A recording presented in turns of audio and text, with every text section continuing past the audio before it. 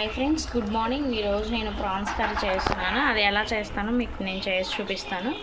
ముందుగా రొయ్యలు తెచ్చుకొని శుభ్రంగా కడిగి వాష్ చేసి పెట్టుకొని ఇలా బాయిల్ చేసుకోవాలి. అంటే నేను వాటర్ వేయలేదు, ఆ వాటర్ ఊరింది. అది అయిపోయేంత వరకు నేను ఇట్లా చేస్తాను. ఇప్పుడు ప్రాన్ కర్రీకి మనం కొంచెం ఆయిల్ వేసుకుందాం. ప్యాన్ హీట్ ఎక్కిన తర్వాత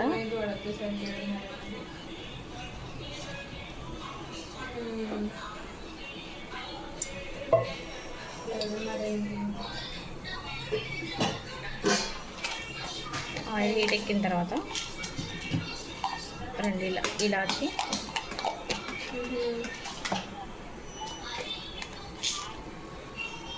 రెండు లవంగం, దాచిన చెక్క, ఇవి కొంచెం ఫ్రై చేసుకుందాం. ఇప్పుడు హీట్ ఎక్కిన తర్వాత ఆనియన్, పచ్చిమిర్చి వేసుకుంటాను.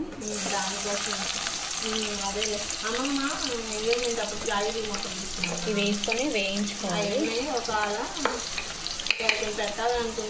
కొంచెం ఇవి ఫ్రై చేసుకుందాం. కొంచెం ఫ్రై అయ్యేదాకా వేయించుకుందాం. కొంచెం పసుపు వేసుకుంటాను. పసుపు వేసుకున్న తర్వాత ఇవి కొంచెం ఫ్రై అవ్వాలి. ఇవి కొంచెం ఫ్రై అయ్యాక జింజర్ గార్లిక్ పేస్ట్ వేసుకున్నాను. నేను రొయ్యలు, ఎగ్ రెండు కలిపి చూపిస్తాను. రొయ్యలు తినరు కాబట్టి పిల్లలు, ఎగ్ కలుపుతాను కాబట్టి ఎగ్ తింటారు. సో ఇవి ఫ్రై అవుతున్నాయి. ఇందులో జింజర్ గార్లిక్ పేస్ట్ వేసుకుంటాను. కొంచెం సరిపోతుంది. ఇప్పుడు ఒకసారి తిప్పుకుందాం. ఇవి కొంచెం ఇంకా ఫ్రై అవ్వాలి. ఇప్పుడు దీంట్లో కొద్దిగా లైట్గా సాల్ట్ అయితే వేస్తాను, కొంచెం ఫ్రై అవుతుంది కాబట్టి.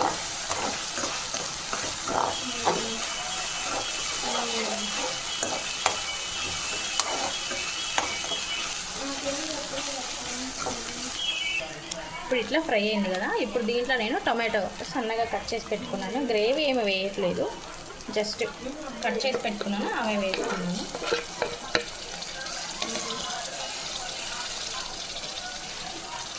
వేసుకున్నాం కదా టమాటాలు. ఇది తిప్పుకున్నాం.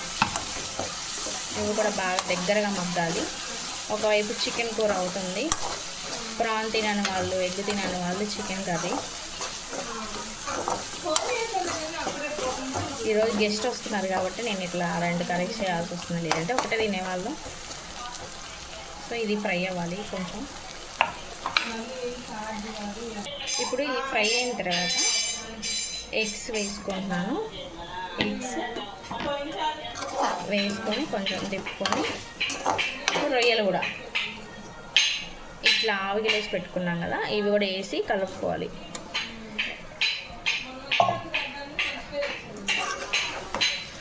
ఇవి కొంచెం ఫ్రై అవ్వాలి.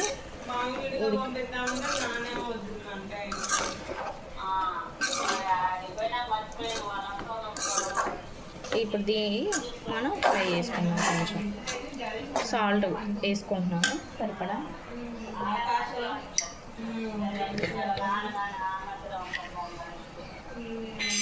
సాల్ట్ వేసుకొని ఒకసారి తిప్పుకుందాం.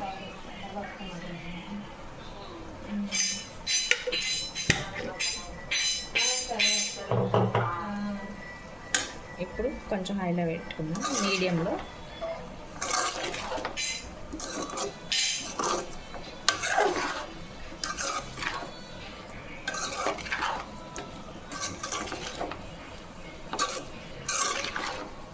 ఇది కొద్దిసేపు ఫ్రై చేసుకుందాం.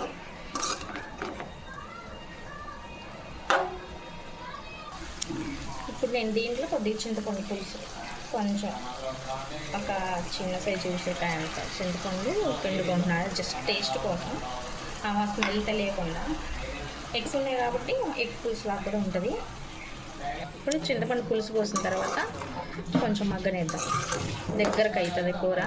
అంతవరకు మనం మగ్గనిచ్చుకుందాం. ఇవి అప్పుడు ఎగ్స్ కూడా ఉడుకుతాయి. నేను ఇప్పుడు కారం కూడా వేస్తున్నాను, ఒకేసారి కారం కూడా పడుతుంది కాబట్టి.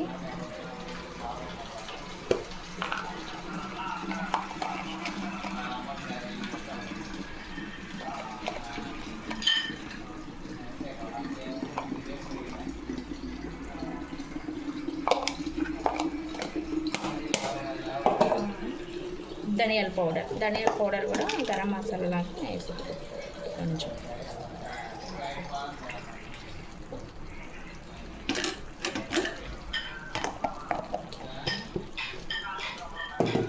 ఇప్పుడు కొంచెం కొత్తిమీర వేసి తిప్పుకొని ఉడకబెట్టుకోండి. కొంచెం కూర ఉడికినవ్వాలి. కొంచెం వాటర్ వేసుకుందాం.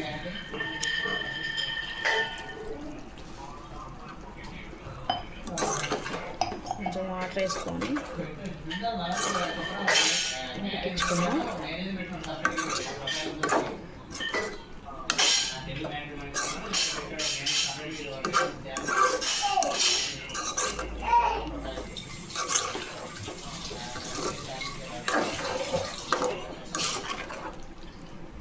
కొంచెం ఉడకాలి. ఇది మూత పెట్టుకొని ఉడికించుకుందాం.